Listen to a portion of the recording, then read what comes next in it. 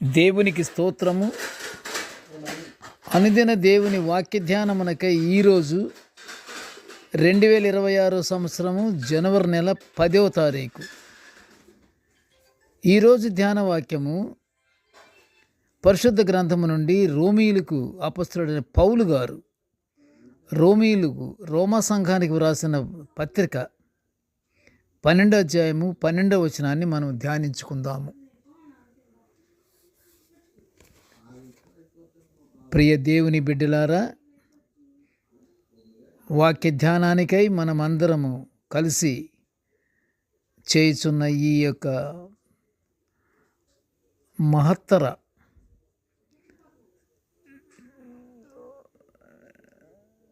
మహత్తర విషయానికి మీ అందరికీ ప్రభువారు శుభములు దీవెనలు అనుగ్రహించుగాక. వాక్యం చదువుకుందాము. నిరీక్షణ గలవారై సంతోషించుచు, శ్రమయందు ఓర్పు గలవారై, ప్రార్థనయందు పట్టుదల కలిగి యుండుడి. ప్రియ దేవుని బిడ్డలారా, నేటి ధ్యాన వాక్యము అపొస్తలుడైన పౌలు గారు రోమా సంఘానికి పత్రిక రాస్తూ ఆ సంఘస్థులకు 4 అంశాలను వివరంగా వివరించుచు సంఘమంతా ఇవి పాటించాలి అని చెప్పుచున్నటువంటి మాటలను మనము ఇప్పుడు ధ్యానించుకుంటున్నాము. ప్రియ దేవుని బిడ్డలారా, పౌలు గారు రోమా సంఘానికి ఇచ్చినటువంటి సందేశంలో ఏమంటున్నాడు? నిరీక్షణ గలవారై. నిరీక్షణ చాలా ముఖ్యమైనది కదా. నిరీక్షణ, మనము ప్రభువుని ఏమైనా అడిగినా, మనకి ఏదైనా కావలసి వచ్చినా, మనము పట్టు విడవకుండా ప్రార్థన అనే ఆయుధాన్ని ఉపయోగించుకుంటూ మనము దేవుని అడగాలి. దేవుని నుంచి వచ్చే సమాధానం కొరకు మనము నిరీక్షణ గలవారమై ఉండాలి. అది ఎలా ఉండాలంటున్నాడు? సంతోషిస్తూ ఉండాలంటున్నాడు. అలాగే శ్రమలు వచ్చినప్పుడు ఓర్పు కలిగి ఉండాలి. పౌలు గారు చెప్పుచున్న మాటలు, ఓర్పు కలిగి ఉండాలి. ఓర్పు కంటే కార్యసాధనకు ఇంకొకటి లేదు అసలు. ఓర్పు చాలా ముఖ్యమైనది. అది శ్రమయందు. పౌలు గారు ఎంత భావనతో ఈ మాట పలికారు. శ్రమ కలుగుతున్నప్పుడు ఓర్పు కలిగి ఉండమంటున్నాడు. అంతేకాదు, ఇలాగ నిరీక్షణ కలిగి, శ్రమలో కూడా ఓర్పు కలిగి మనము ఉంటూ ప్రార్థన అందు మాత్రం పట్టుదల కలిగి ఉండమంటున్నాడు. అది ప్రతి విషయములోనూ దేవుని యందు నిరీక్షణ కలిగి విసుగు చెందకుండా సంతోషిస్తూ ఉండాలని సంఘానికి హితవు పలుకుతున్నట్లుగా ఇక్కడ మనము చూస్తున్నాము. ప్రియ దేవుని బిడ్డలారా, అంత మాత్రమే కాదు, దేవుని యందు మనము సంతోషించుటకు శ్రమలు ఎదురైనప్పుడు మనము ఓర్పు కలిగిన వారమై, శ్రమల నుండి దేవుని కృపలో ఓర్పు సహనములతో మనం బయటపడాలని పౌలు గారు హెచ్చరిస్తున్నాడు. అయితే ప్రియ దేవుని బిడ్డలారా, దేవునికి స్తోత్రం, హల్లెలూయా. అయితే అన్నిటికంటే ప్రార్థనా సహవాస జీవితం మనుషులకు ఎంతో అవసరమని పౌలు గారు ఒక్కాణించి చెప్తున్నాడు. మన అవసరాలు ప్రార్థించిన వెంటనే జరగాలన్నటువంటి ఆలోచనకు తావివ్వకూడదు. అలాగా మనము చేసిన ప్రార్థనలో మన విన్నపాలకు వెంటనే జవాబు రాలేదనే ఆలోచనని పక్కకు పెట్టి పట్టుదలతో ప్రార్థన చేస్తూ నిరీక్షణ గలవారమై దేవుని యందు అత్యాశతో మనం ఎదురు చూస్తూ మన అవసరాలను తీర్చే తండ్రి మనకుండగా మనము ఎవరి గురించి ఆలోచించాలి? మన యొక్క మనకు కావాల్సిన సహాయం దేవుడు తప్పకుండా అనుగ్రహిస్తాడన్నటువంటి విశ్వాసము కలిగిన వారమై నిరీక్షణతో మనము దేవుని యందు పట్టుదలతో ప్రార్థన యందు ఎల్లప్పుడూ ఉండాలి.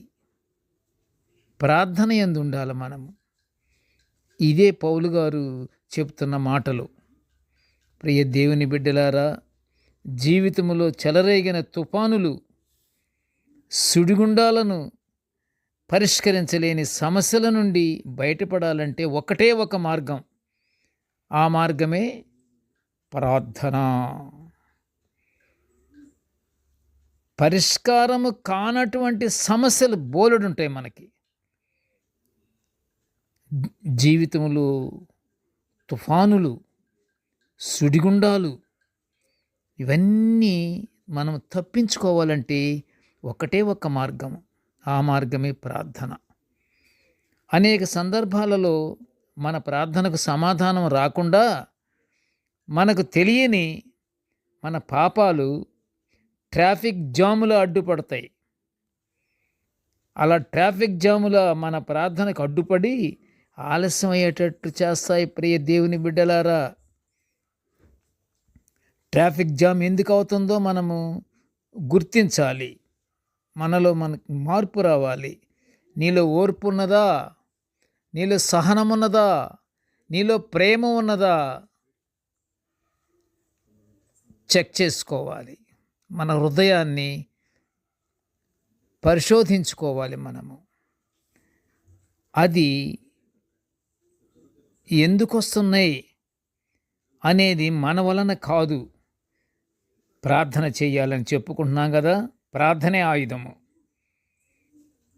నువ్వు ఎప్పుడైతే మనము చేస్తామో మన హృదయం శుభ్రముగా ఉందని లెక్క.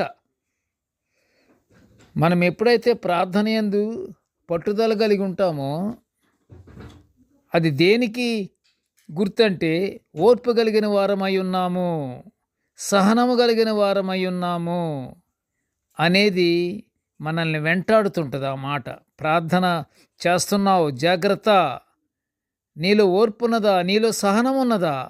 నీలో ప్రేమ ఉన్నదా? ప్రేమ కలిగి ఉండాలి.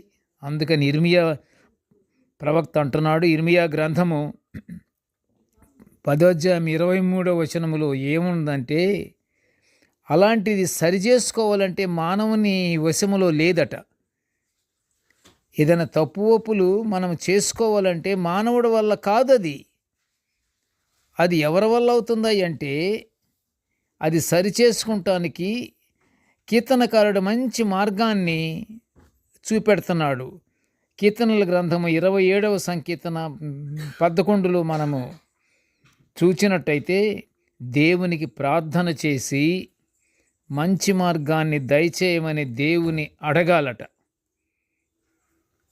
అంతేకాని మనము ఆ ప్రార్థనలో మనము విశ్వాసముతో అడగకుండా మనంతట మనము చేయగలమనేది కుదరదు. ప్రార్థన చెయ్యాలి. ప్రార్థన యందు పట్టుదల కలిగి ఉండాలి. కనుక ప్రియ దేవుని బిడ్డలారా, ప్రార్థన యందు పట్టుదల కలిగి, విశ్వాసముతో, నిరీక్షణ కలిగి, ప్రతి మానవుడు ఓర్పు, వినయము, క్షమాగుణము, ప్రేమ కలిగి గాని ఉండి దేవుని మనము ప్రార్థిస్తే దేవుడు తప్పకుండా మన ప్రార్థనలోని విన్నపాలను ఆలకిస్తాడు, మనకి సరిచేస్తాడు. ప్రార్థన చేసుకుందాము. ప్రేమగల తండ్రి, నీకు స్తోత్రములు స్తోత్రములు స్తోత్రములు నాయన. ప్రభువా, నీ దివ్యమైన వాక్యాలను మేము నిత్యము ధ్యానించుకుంటున్న ఈ భాగ్యాన్ని మాకు అనుగ్రహించినందుకు నీ ఘనమైన స్తోత్రములు తండ్రి. నేటి ధ్యాన వాక్యాన్ని వినుచున్న ప్రతి బిడ్డను ఆశీర్వదించయ్యా తండ్రి. మా అందరికీ నాయన, ప్రతి మానవునికి నీ యొక్క ప్రేమను గుర్తించి ప్రేమ కలిగి నిరీక్షణ గలవారమై పట్టుదలతో ప్రార్థన చేయుచు నీ పరలోకాశీర్వాదాలు పొందుకునే భాగ్యాన్ని మాకు అనుగ్రహించమని ఈ మనవులన్నీ యేసయ్య పుణ్య నామమున వినయముగా వేడుకొనుచుంటున్నాము తండ్రి. ఆమెన్. దేవుడు మనలందరినీ బహుగా దీవించుగాక. Amen, amen, amen.